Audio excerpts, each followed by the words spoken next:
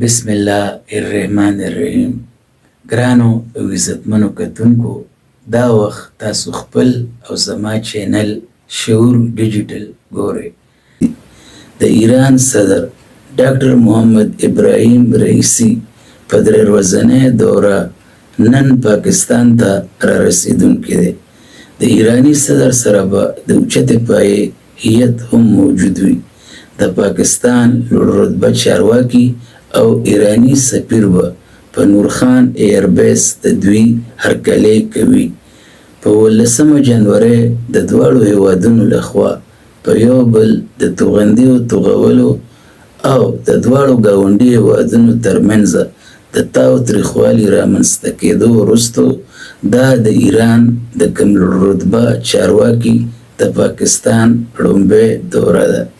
د ایران صدر ډاکټر ابراهیم رئیسی دا دوره د خپل همسنګ صدر آصف علي زرداري په بلنه کوي چې د دواړو صدرانو د غوره اړیکو او اعلی سیاسي بصیرت غمازي کوي.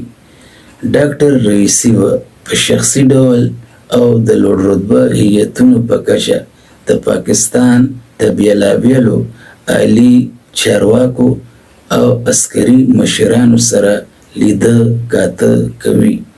د ملاقاتونو په مال به د پاک ایران شریکو اړیکو د توانایي مد کې د زیاتوالي او د پاک ایران ګیس پایپلاین په چارو په خاص توګه خبرې اترې کولی شي.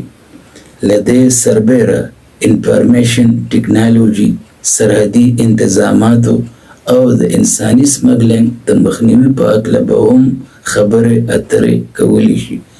د ایران لخوا د بلوچستان ساحلي سیمې ګوادر ته د بجلۍ د ترسیل زیاتولو او د نورو سرحدي پولو د پرانستلو جاج به هم اخیستلی شي. تمه ده چې د ایرانی صدر د دورې په مال به د پاک ایران اقتصادي زون په شمول ګڼو مدونو کې یو شمیر لوزنامې لاسلیک کولی شي.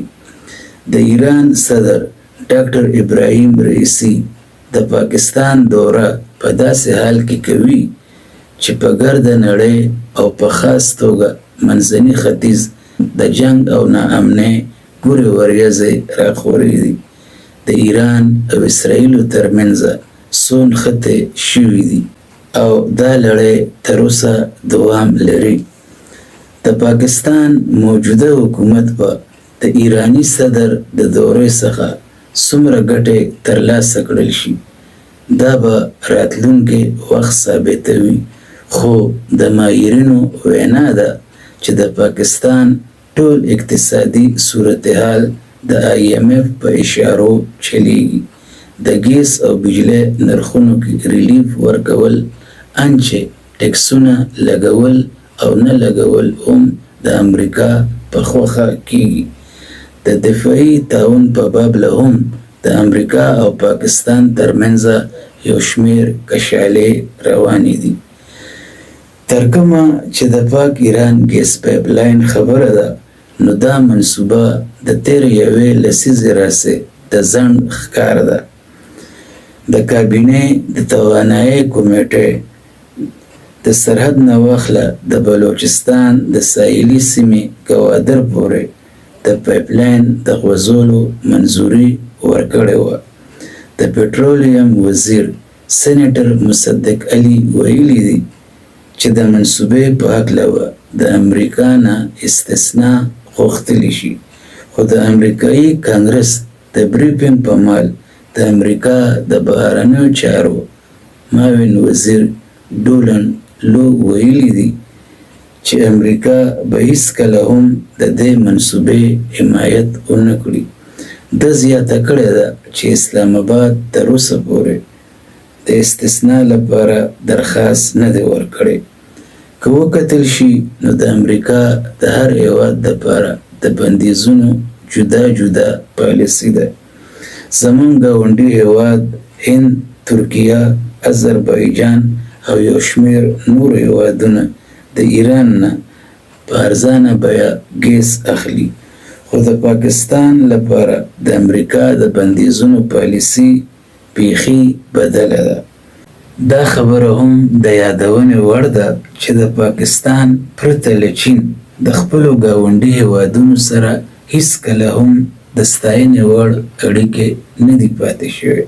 د پاکستان د هر حکومت د خپلو ګاونډي هیوادونو سره بېلابېلې پالیسۍ وي چې زه دا د پاکستان د بهرنۍ پالیسۍ لویه ناکامي ګڼم.